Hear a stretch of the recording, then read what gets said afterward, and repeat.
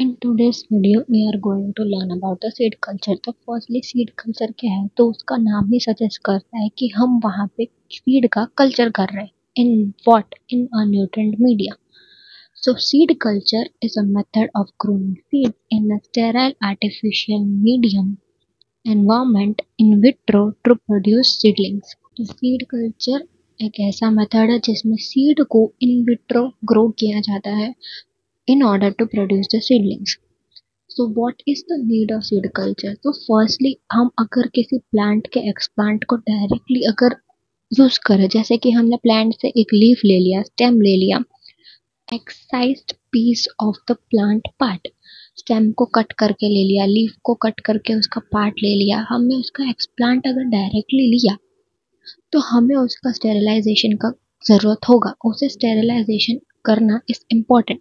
सो इस स्टेरिलाइजेशन के प्रोसेस के टाइम पे समटाइम्स ऐसा होता है कि या तो टिश्यू डैमेज हो जाता है या तो ऐसा होता है कि उसकी जो एबिलिटी है अगेन ग्रो करने की वो रिड्यूस हो जाती है.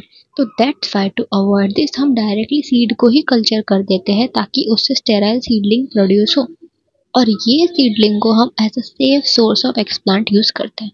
तो this is the need of seed culture. अब इसका बेस्ट एग्जाम्पल है इस use in the orchid propagation. तो ऑर्किड को हम नेचुरली प्रोपोगेट नहीं कर सकते. It is difficult to propagate naturally क्योंकि उसके सीड जर्मिनेट नहीं करते हैं इन नॉर्मल कंडीशन, मतलब they do not germinate well in normal condition. ये इसलिए क्योंकि ऑर्किड सिम्बायोटिक रिलेशनशिप में रहता है एक फंगाई के साथ from the time of seed germination. Seed germination के टाइम से ही एक फंगाई के साथ सिम्बायोटिक रिलेशनशिप थ्रू रहता है. तो इसका सॉल्यूशन क्या है?